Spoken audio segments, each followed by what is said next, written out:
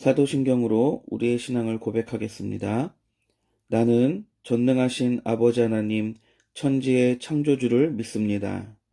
나는 그의 유일하신 아들 우리 주 예수 그리스도를 믿습니다. 그는 성령으로 잉태되어 동정녀 마리아에게서 나시고 본디오 빌라도에게 고난을 받아 십자가에 못 박혀 죽으시고 장사된 지 사흘 만에 죽은 자 가운데서 다시 살아나셨으며 하늘에 오르시어 전능하신 아버지 하나님 우편에 앉아 계시다가 거기로부터 살아있는 자와 죽은 자를 심판하러 오십니다. 나는 성령을 믿으며 거룩한 공교회와 성도의 교제와 죄를 용서받는 것과 몸의 부활과 영생을 믿습니다. 아멘.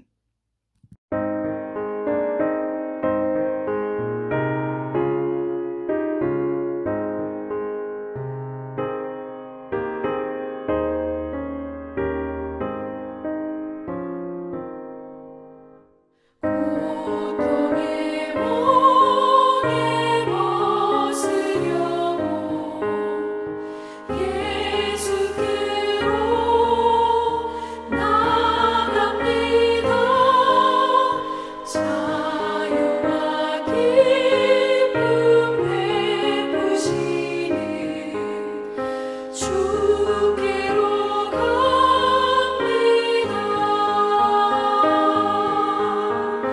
병든 내 몸이 튼튼하고 빈곤한 삶이 부해지며 죄악을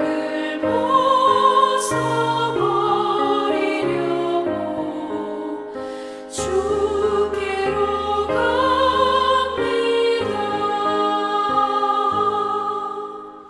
낭패와 실망 당한 뒤에 예수께로 나갑니다.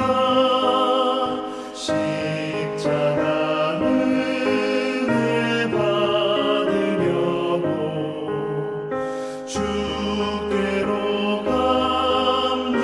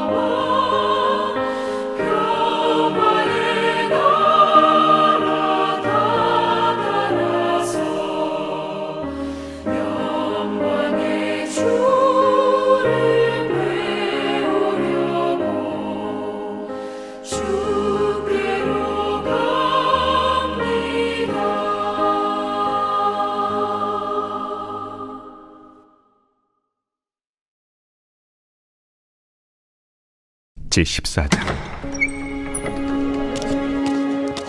그때 분봉왕 헤롯이 예수의 소문을 듣고 그 신하들에게 이르되 이는 세례 요한이라. 그가 죽은 자 가운데서 살아났으니 그러므로 이런 능력이 그 속에서 역사하는도다. 전에 헤롯이 그 동생 빌립의 아내 헤로디아 일로 요한을 잡아 결박하여 옥에 가두었으니 이는 요한이 헤롯에게 말하되 당신이 그 여자를 차지한 것이 옳지 않다 하였습니다. 헤롯이 요한을 죽이려 하되 무리가 그를 선지자로 여김으로 그들을 두려워하더니 마침 헤롯의 생일이 되어 헤로디아의 딸이 연석 가운데서 춤을 추어 헤롯을 기쁘게 하니 헤롯이 맹세로 그에게 무엇이든지 달라는 대로 주겠다고 약속하거늘 그가 제 어머니의 시킴을 듣고 세례 요한의 머리를 소반에 얹어 여기서 내게 주소서. 왕이 근심하나 자기가 맹세한 것과 그 함께 앉은 사람들 때문에 주라 명하고 사람을 보내어 옥에서 요한의 목을 베어 그 머리를 소반에 얹어서 그 소녀에게 주니 그가 자기 어머니에게로 가져가니라. 요한의 제자들이 와서 시체를 가져다가 장사하고 가서 예수께 아뢰니라. 설 연휴의 첫날을 잘 보내시길 소망합니다. 우리가 세상을 살면서 가장 받아들이기 힘든 순간은 악인은 형통하고 의인은 고난을 당할 때입니다. 오늘 본문이 바로 그런 장면입니다. 여자가 낳은 자 중에 가장 큰 자라 칭찬받았던 세례 요한이 화려한 왕궁의 술잔치에서 한 소녀의 춤값으로 목숨을 잃게 됩니다. 겉으로 보면 이것은 의인의 비참한 패배 같고 하나님의 침묵처럼 보입니다. 그러나 오늘 말씀을 깊이 들여다보면 이 비극적인 죽음 속에 흐르고 있는 하나님 나라의 놀라운 섭리를 발견하게 됩니다. 오늘 이 말씀을 통해 우리의 삶의 고난과 이해할 수 없는 상황 속에서도 일하시는 하나님의 손길을 깨닫기를 간절히 소망합니다. 첫 번째, 이 이야기는 예수님의 십자가를 미리 보여주는 예표가 됩니다. 오늘 본문은 헤롯 왕이 예수님의 소문을 듣고 두려워하는 장면으로 시작합니다. 그는 예수님의 권능을 보고 내가 목벤 요한이 살아난 것이 아니냐 하며 공포에 떱니다. 그러면서 성경은 과거에 있었던 요한의 순교 장면을 회상합니다. 요한은 헤롯이 동생의 아내 헤로디아를 취한 것이 율법에 어긋나며 옳지 않다고 책망하다가 감옥에 갇히게 됩니다. 그리고 결국 헤롯의 생일 잔칫날 헤로디아의 간계와 술 취한 왕의 헛된 맹세 때문에 참수형을 당하고 맙니다. 구약의 마지막 선지자이자 주의 길을 예배하러 온 요한의 최후가 너무나 허무해 보입니다. 하나님은 왜 그 세례 요한을 구하지 않으셨을까요? 우리가 앞에서 나눈 대로 세례 요한의 삶과 죽음은 장차 오실 예수님의 운명을 미리 보여주는 그림자입니다. 요한이 세상 죄를 지적하다가 미움을 받아 감옥에 갇혔듯이 예수님도 세상의 죄를 드러내시다가 배척당하게 될 겁니다. 요한이 불의한 권력자에게 의해 억울한 재판을 받고 죽임당했듯 예수님 또한 빌라도의 법정에서 억울하게 십자가 처형을 당하실 겁니다. 그러니까 요한의 죽음은 실패가 아닙니다.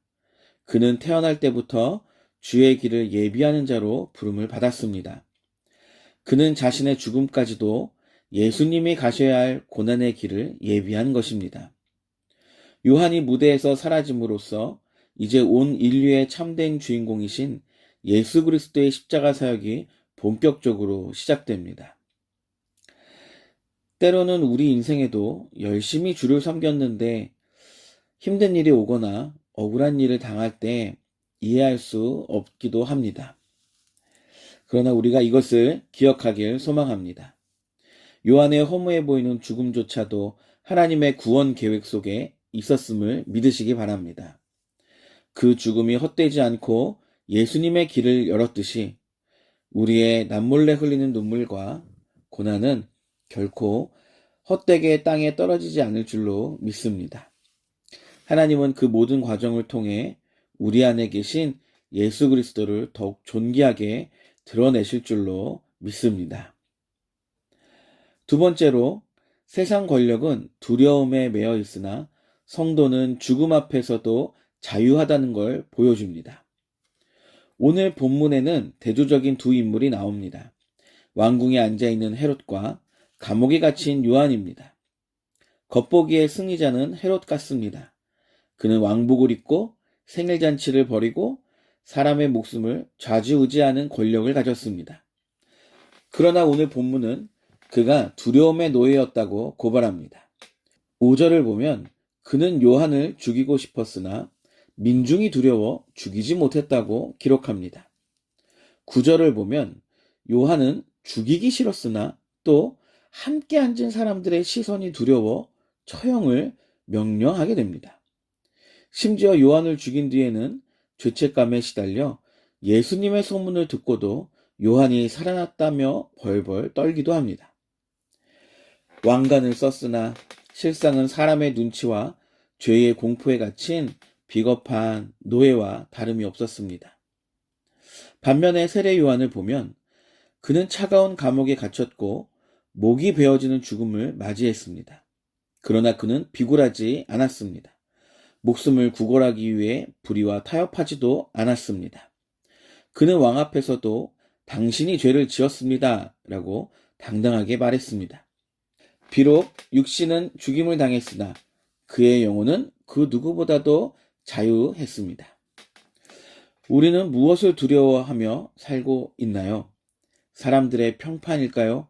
아니면 가진 것을 잃을까 하는 염려일까요? 주님은 말씀하십니다.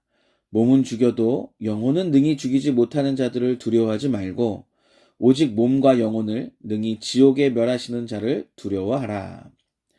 세상은 칼과 권력으로 우리를 위협할 수 있지만 우리의 영혼과 하나님 나라의 생명은 결코 빼앗아갈 수 없습니다. 비록 가진 것이 없고 몸이 약해져도 하나님 말씀 붙들고 사는 우리의 인생이 그 어떤 권력자보다 강하고 자유한 줄로 믿습니다. 말씀을 맺겠습니다. 오늘 본문의 마지막 12절을 보면 스승을 잃은 요한의 제자들은 시체를 거두어 장사하고 가서 예수께 아뢰니라고 기록되어 있습니다. 이것이 우리의 살 길인 줄로 믿습니다.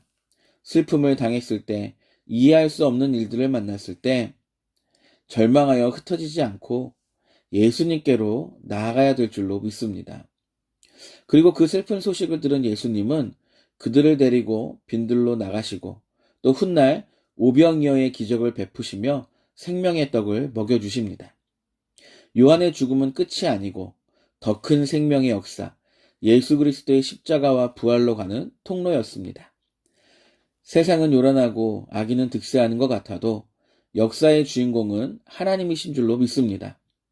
때로 우리가 겪는 고난과 침묵의 시간조차도 하나님의 선하신 뜻 안에서 협력하여 선을 이루게 될 줄로 믿습니다.